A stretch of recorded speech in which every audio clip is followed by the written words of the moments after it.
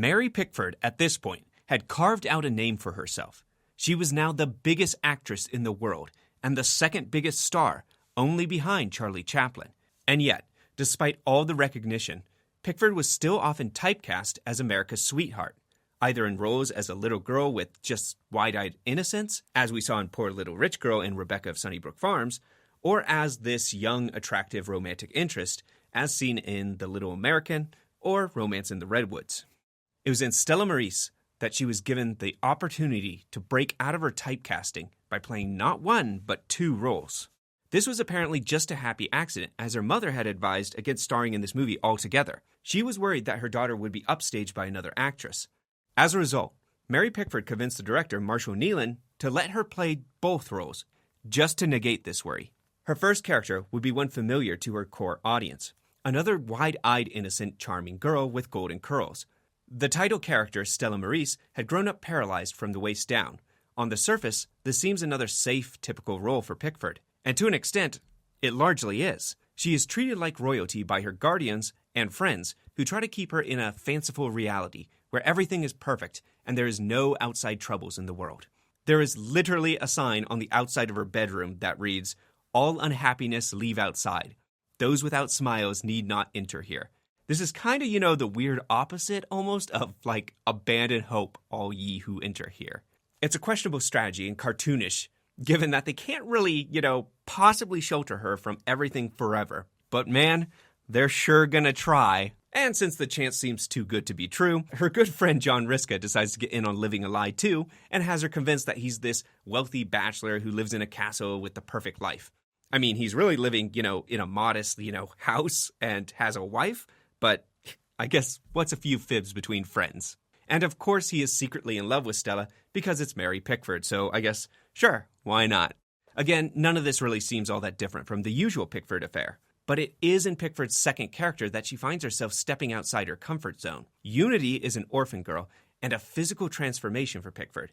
Gone are her iconic curls and innocent pout. Instead, they've been replaced with greasy, tangled hair, a clenched jaw, bent forward, hunched posture, and like a twisted mouth. It is a very different look for the iconic actress.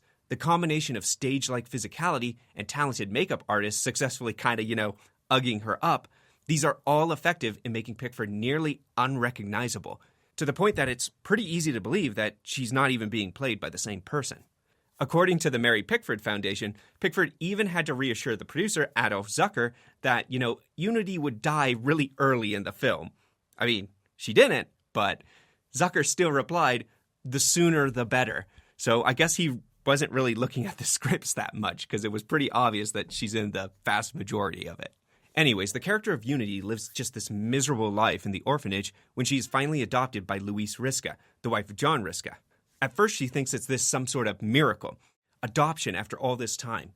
It turns out that Louise is an abusive drunk who isn't actually looking for a daughter, but is more looking for a servant that can't quit on her. The joys of 1910s parenting techniques, I guess. The first thing she does when Unity walks through the door is give her a stiff shot and put her to work. John disapproves of his wife's treatment of the newly adopted ward, but is powerless to stop her. Or maybe is just sort of a coward and avoids any sort of confrontation. See, because they do have this deeply unhappy and contentious relationship towards one another. There are obvious parallels in Unity's story to Cinderella, a girl dressed in rags and forced to work under the thumb of an evil stepmother, or I guess in this case an adoptive mother.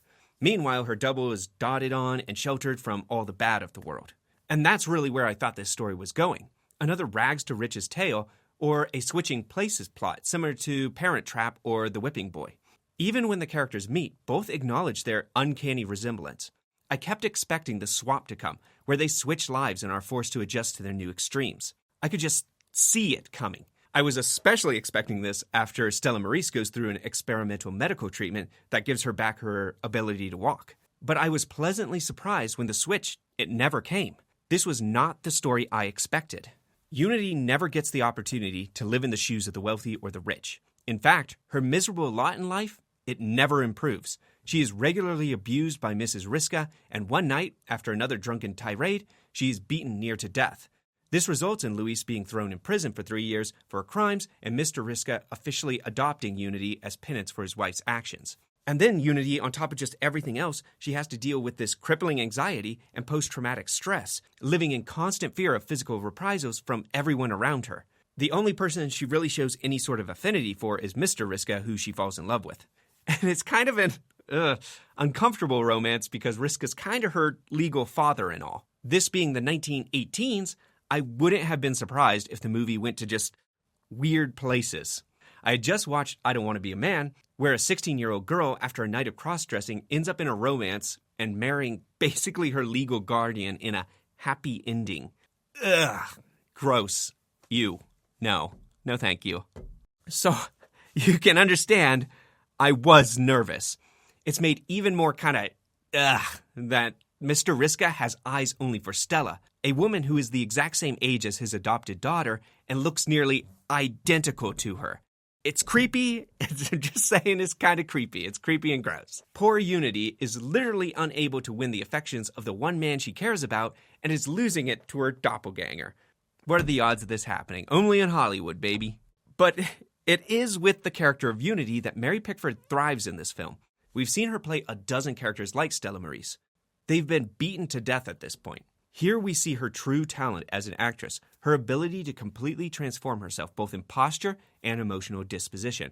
She brilliantly captures Unity's PTSD without feeling like a bad character type or too try-hard. This transformation is all the more impressive in the composition scenes where she has to act across from herself.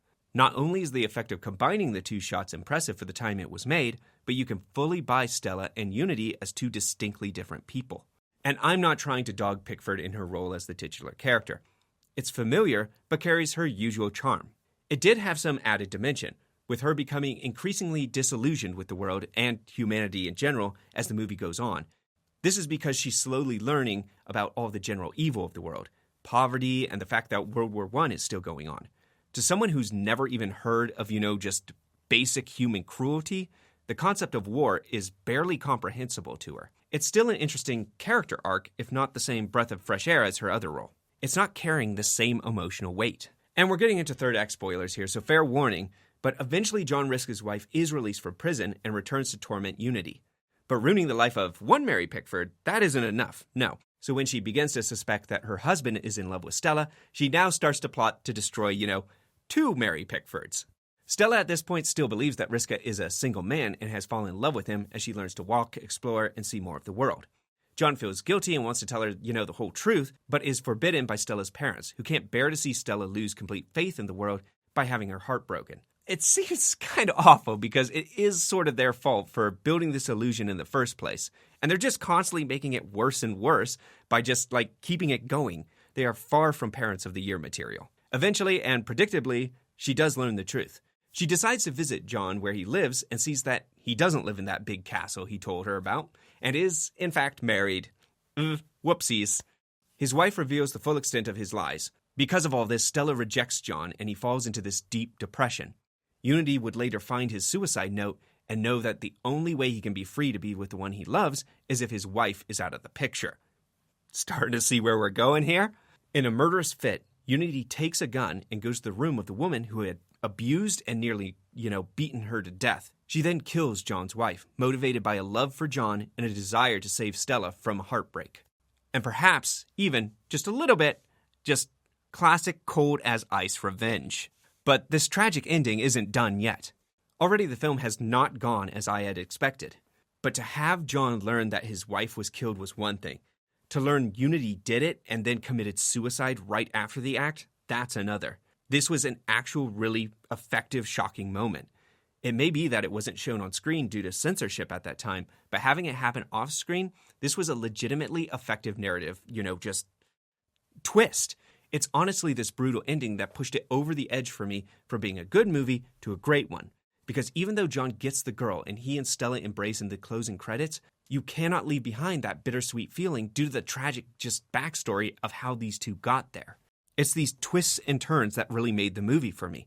I thought I had this entire film figured out in the first 30 minutes. Instead, I got to be pleasantly surprised that they did this tragedy that I really wouldn't have expected them to do at this time. More so, it's also a great look at the range of Pickford and how easy she was to write off as a character type. But Unity may be one of her greatest performances. truly transformative that makes you reconsider her range as an actor.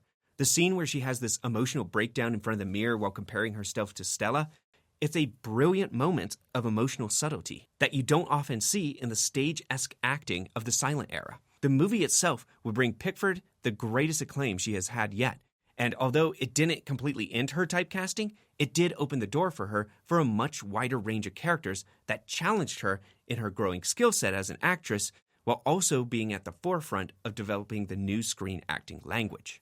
So despite questionable elements with John's romantic interests, the movie is grounded in Pickford's relatable depiction of a pitiful character with an emotional gut punch that brings it all together and makes it one of the best out of 1918. But those are just my thoughts on Stella Maris. If you have seen it, let me know what you think of it in the comments down below.